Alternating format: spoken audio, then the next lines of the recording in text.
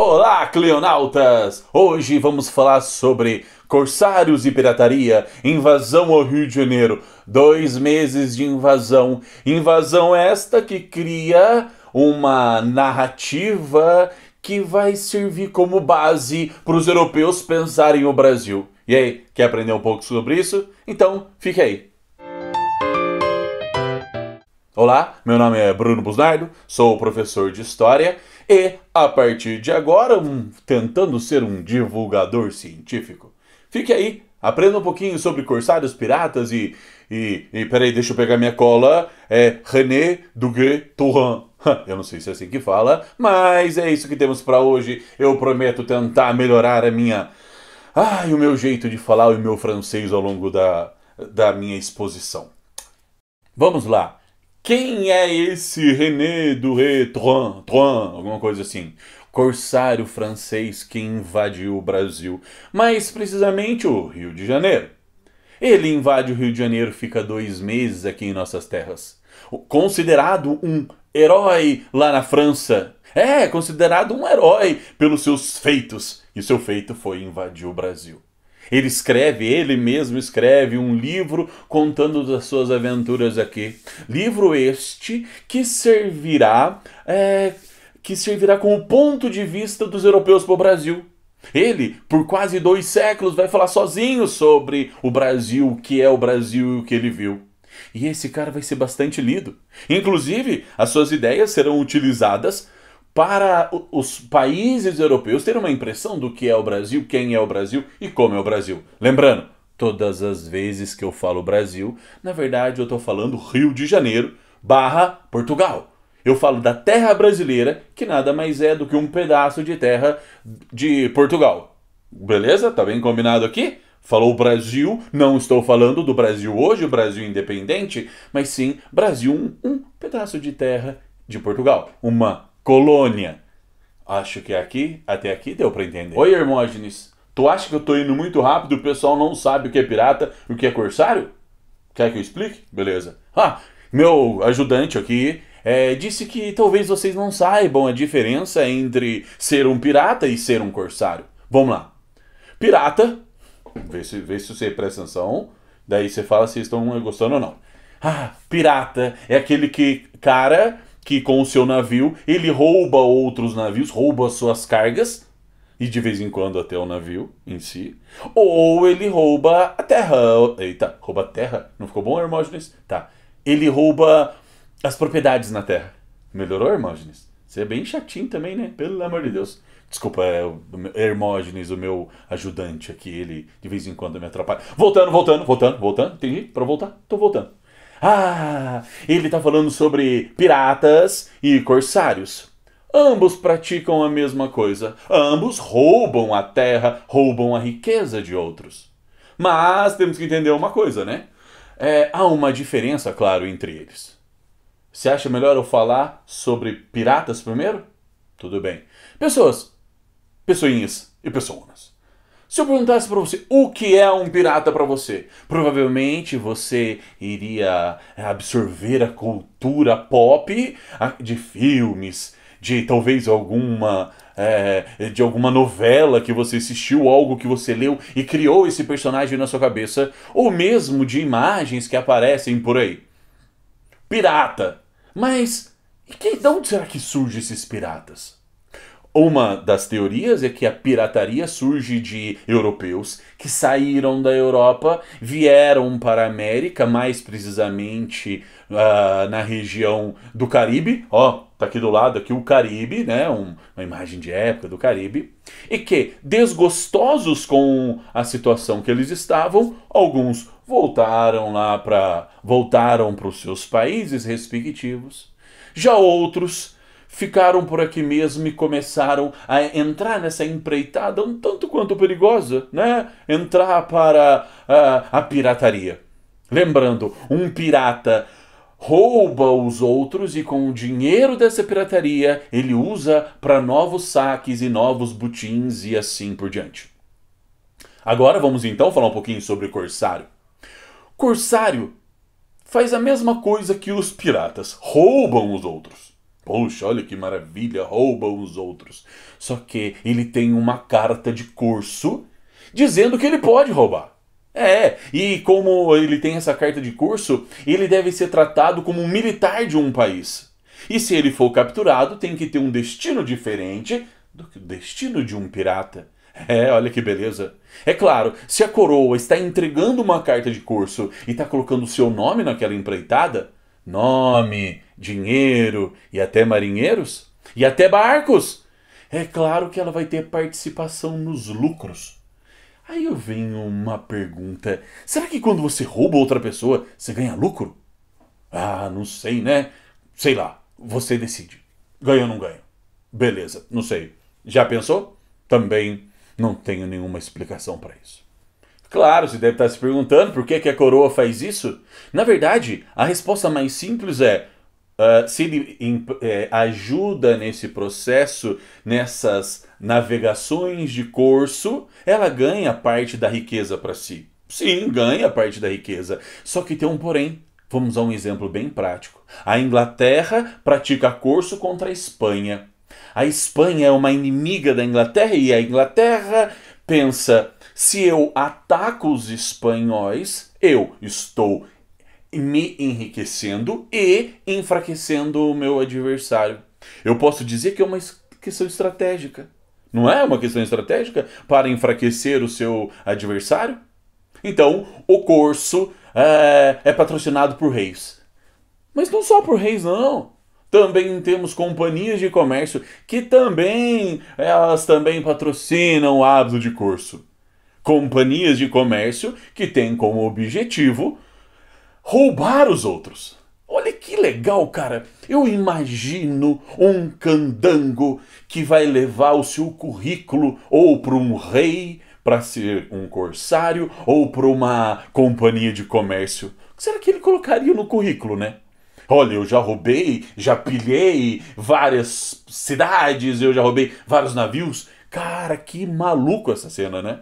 Mas é claro, nós não podemos analisar o passado com os olhos do presente. Temos que analisar o passado pelo passado. Então, vou me conter aqui e vamos voltar então a falar sobre o passado. Eu posso dizer que no final do século XVII e início do século XVIII, a pirataria tinha diminuído em muito. Ser pirata era uma ação contra um outro país e, claro, tinha sua reação. Então, ser pirata estava ficando cada vez mais caro e arriscado. Por isso, o curso foi substituindo a pirataria.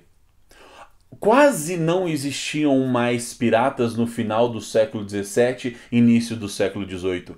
Parte dos piratas tinham sido absorvidos pelo curso, ou seja, tinham sido contratados para fazer aquilo que eles tão bem faziam.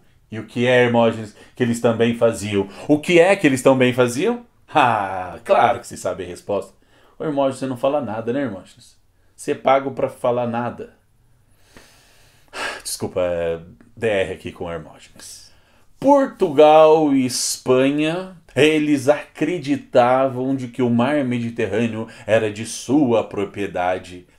De sua propriedade, como o mar Mediterrâneo era num passado de propriedade dos italianos. Portugal e Espanha falaram: o Oceano Atlântico é meu. Ou como eles chamavam na época do descobrimento, o Mar Oceano, que hoje chamamos de Oceano Atlântico. Eles falavam que eram dele. Inclusive chegaram ao absurdo de dividir o mundo ao meio. Será que o rei da França ou o rei da Inglaterra aceitou bem isso daí?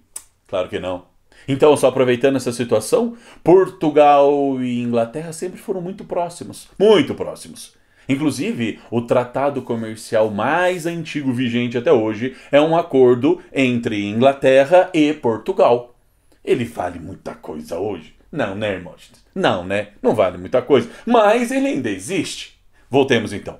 A Inglaterra invade o Brasil algumas vezes. Pratica pirataria. Desculpa, estou errado, Hermógenes. Pratica atos de curso contra o litoral. No momento em que o Brasil era de propriedade espanhola. Porque o Brasil, de 1580 a 1640, era de propriedade espanhola. Logo, os inimigos da Espanha também se tornaram inimigos das colônias americanas. Então, temos alguns ingleses passando por aqui. Inclusive, um desses desgraça bem a vila de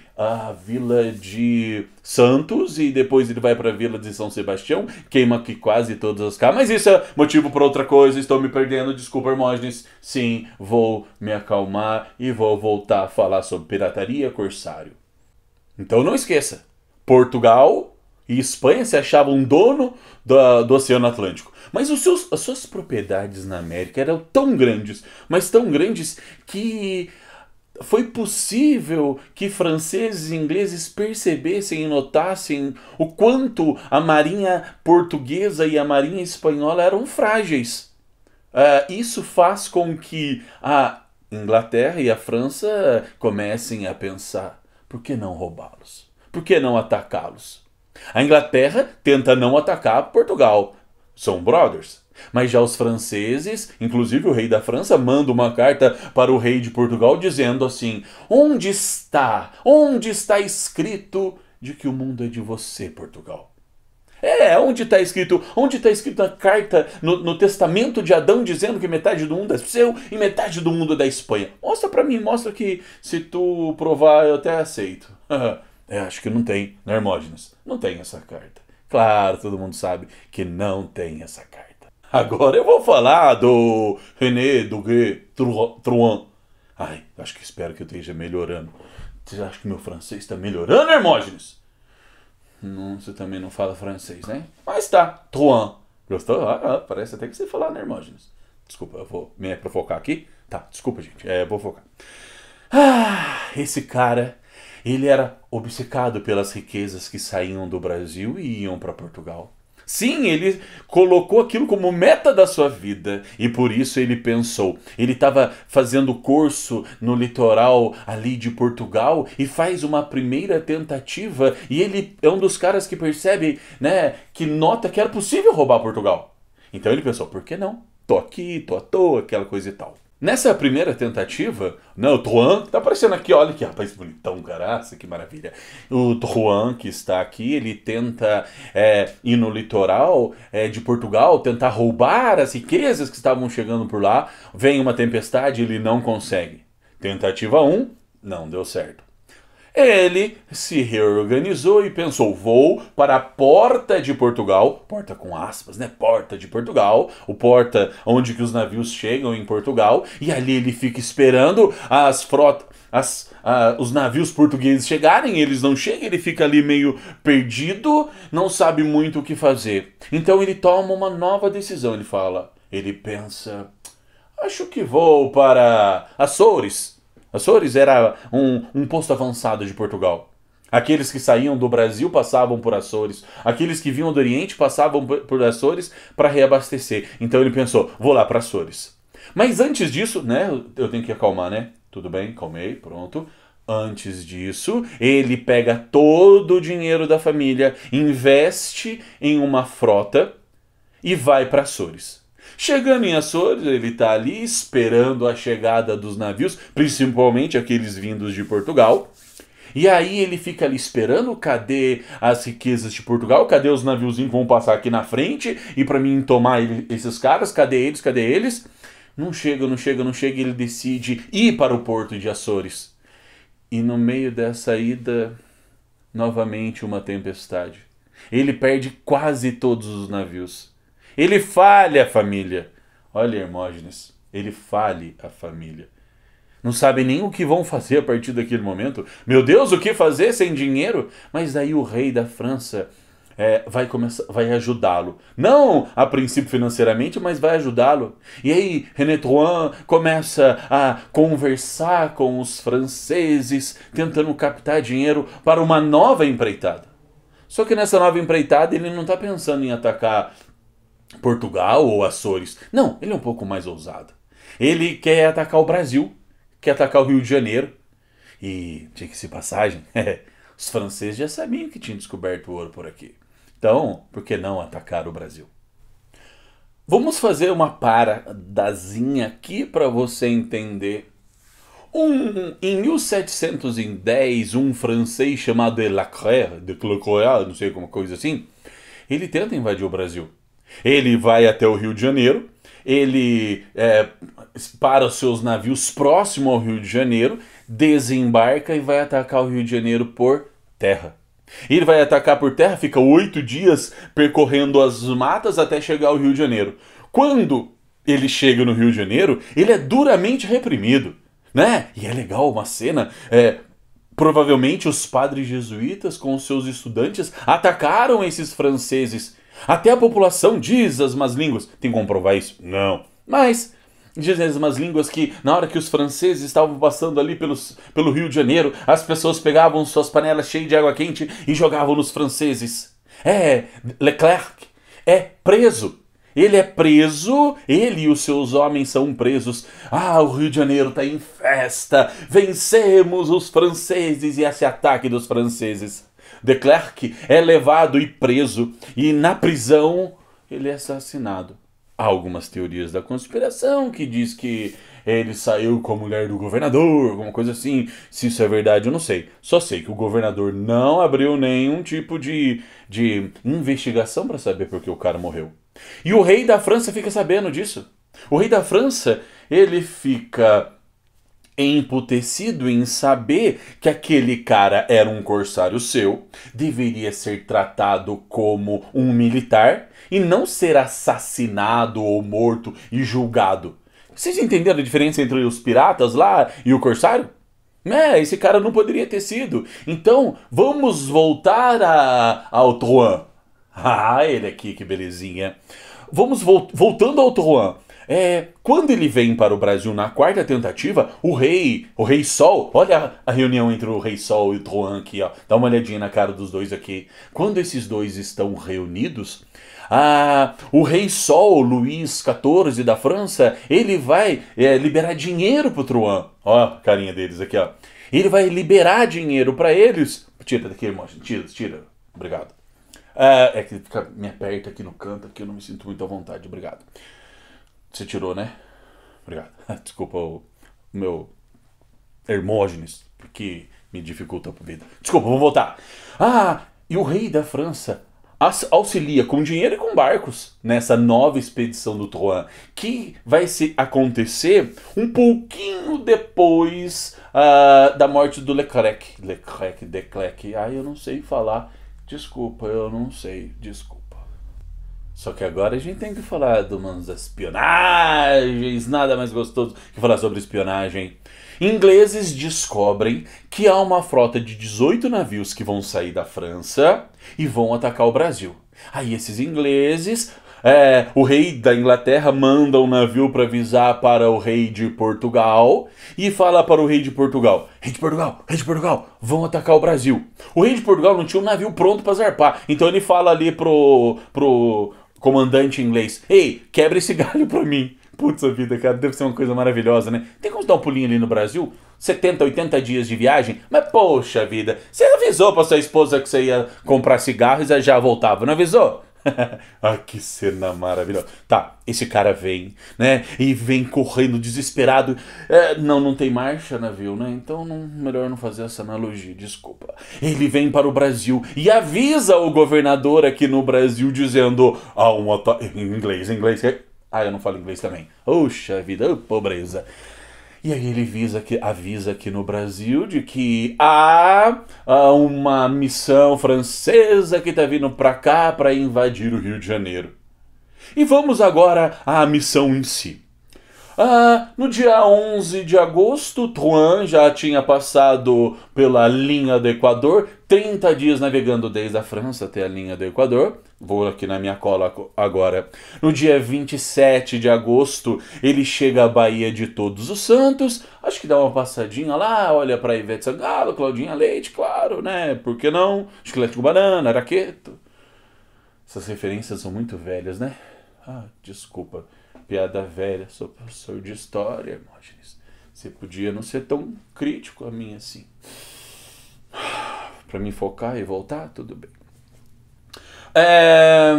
Então, até aqui deu pra entender. Chega na Baía de Todos os Santos, Bahia, e aí ele vai para o sul pra encontrar o Rio de Janeiro. O Rio de Janeiro. Um parentezinho aqui. No dia 2 de setembro, 10 dias antes do ataque, um sargento-mor de Cabo Frio avisa para o governador, dizendo: ô governador, olha, tem uns franceses aí, tem uns navios de pesca, uns barcos, desculpa, tem uns barcos de pesca aqui na área e eles viram uma frota bem grande francesa chegando, fique esperto. O governador, claro, eu quero um cara experimentado também, não era um xixelento não, e aí ele pensa: pô, vou ficar preparado. Inclusive ele pega alguns barcos, alguns dos barcos que estão ancorados ali e estaciona ele no outro lugar. Mostra aqui, Hermógenes, pra eles. Mostra pra eles aqui o mapa, ou como que estavam os barcos ali. Ah, eles estão vendo? Beleza. Então pensou, se esses barcos ficarem aqui, somado com a fortaleza que está nas costas dele, aí pronto, já está na defesa. Só que daí passou um dia, 2, 3, 4, 5, 10 dias, o governador falou: tá tranquilo, talvez os franceses não vão invadir aqui. Deu para entender até aqui? Não vou invadir. Até que no dia 12 de setembro, num nevoeiro, dizem que tem um nevoeiro muito grande ali, algumas pessoas que dizem que isso é mentira, que é desculpa, que em setembro não é possível ter. Se tu for do Rio de Janeiro e falar pra mim se tem nevoeiro na Baía de Guanabara em setembro, tu fala, coloca aí nos comentários, porque eu não sei, mas há um geógrafo que eu tava lendo que diz que tem. Eu não sei se tem ou não tem, mas deixa isso pra lá. Só que, claro, o ataque estava muito bem planejado. Os franceses estavam esperando o vento certo na direção certa para que eles passassem pela fortaleza, que era a primeira defesa ali, que eles passassem pela fortaleza numa velocidade em que os canhões não atingissem eles. Estava tudo organizado. E esses planejamentos já... por aonde o vento tocava, para onde os ventos iam, onde estavam as fortalezas, já estava tudo bem documentado há 20 anos. Tinha passado aqui um almirante francês que supostamente estavam com alguns problemas ali de doença e tiveram que parar no Rio de Janeiro. E ele mapeou o Rio de Janeiro inteiro, os ventos, tudo. Ele ficou alguns dias ali. E agora o Trohan está usando todo esse conhecimento. Conhecimento é extremamente importante, né? Não só para a guerra, como também para o vestibular. Sei lá, você está assistindo isso pelo vestibular, duvido muito, porque isso não cai no vestibular e nem no Enem. Mas continuemos. E como vocês podem ver nessa animaçãozinha aqui, as tropas de Trohan entram na Baía de Guanabara, todas elas enfileiradas, aquela coisa bem francesa, bem organizadinha. Eles passam pela primeira fortaleza de Santa Cruz, sem muito problema, e eles chegam até a cidade do Rio de Janeiro. Dizem que foi uma bagunça geral. Que a quantidade de soldados que era para ter nas fortalezas que deveriam proteger, como a fortaleza de Santa Cruz, era para ter no mínimo 50 homens, não tinha 20. Só que os canhões também dos navios eram mais ou menos 750 canhões. 700. E se você contasse todos os canhões ali, não daria 200 que defendia a cidade. Então, aí vem aquela questão, será que o governador não atacou e foge sabendo que não tinha como vencer? Qual será? Essa é uma dúvida que a história não consegue explicar. Ninguém assim consegue explicar. Ele fugiu? Foi uma fuga estratégica? Ninguém sabe dizer. Mas tá, vamos voltar aqui para a história. O governador Francisco de Castro Moraes, que vai ter um fim bem horrível para ele, ele decide recuar. Ele decide fugir da cidade do Rio de Janeiro.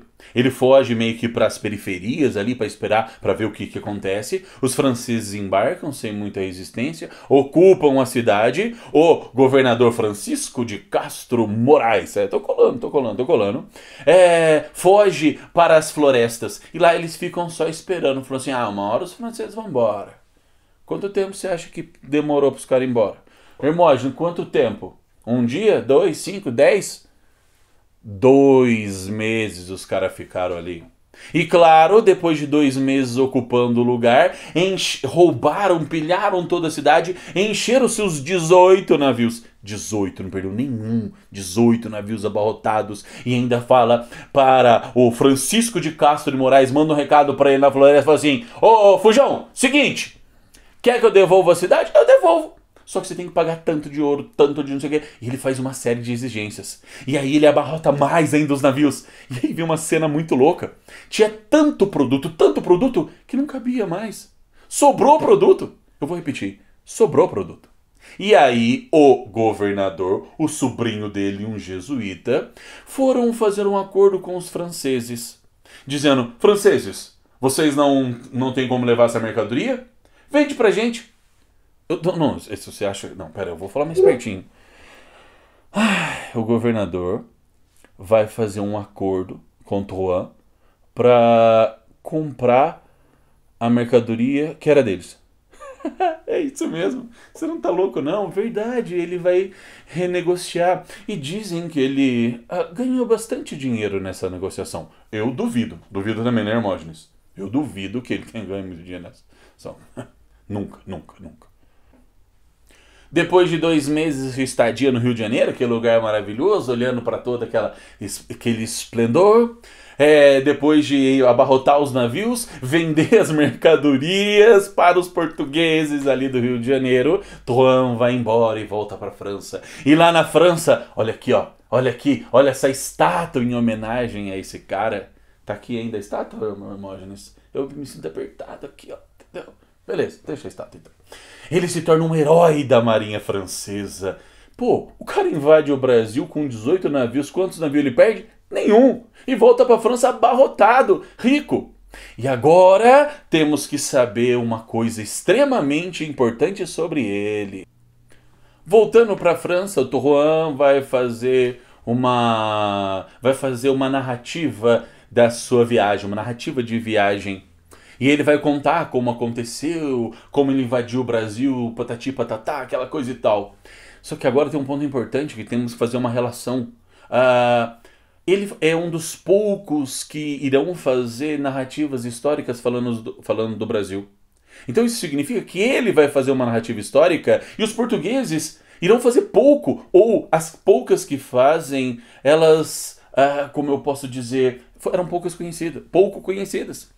E por esse motivo, a narrativa do Drouin vai ser lida por boa parte da Europa. E a Europa vai começar, literalmente, pautar a sua visão de Brasil a partir daquilo ali. Coroas europeias vão começar a olhar para o Brasil pelos olhos de Drouin. Só que, claro, é o olhar de um cara e não um olhar científico, um olhar mais preciso, mais cuidadoso. Não é. É um olhar de um cara que invadiu o Brasil e por 2 séculos, tá? 2 séculos. Essa vai ser a narrativa lida na Europa que vai influenciar a cabeça dos europeus e dos seus governantes. Essa é a visão que terão sobre o Brasil. E assim vamos acabando a nossa jornada, nem sei em quantos minutos já deu, mas foi para caramba, tenho certeza. E assim vamos nos despedindo dessa imersão na história do Brasil. Lembrando, o tempo ao qual nós estamos falando, começo do século XVIII, falando sobre o Brasil, quando o Brasil ainda não era dos brasileiros. Assim eu me despeço de vocês. E aí, gostou? Gostou do conteúdo? Dá um like, e se gostou mais ainda, se inscreva no canal. Estou voltando a fazer vídeos e a partir de agora espero fazer vários. Um grande abraço para vocês aqui da cidade mais alta do Brasil. Não sabe qual é? Campos do Jordão. Orgulhosamente, Campos do Jordão. E se você gostou daqui, eu tenho que dizer para você que eu tenho um site que se chama www.vamoshistoriando.com.br. Lá tem uma série de resumos sobre esses assuntos. E também tenho meu canal no Instagram e coisas do tipo. Foi um prazer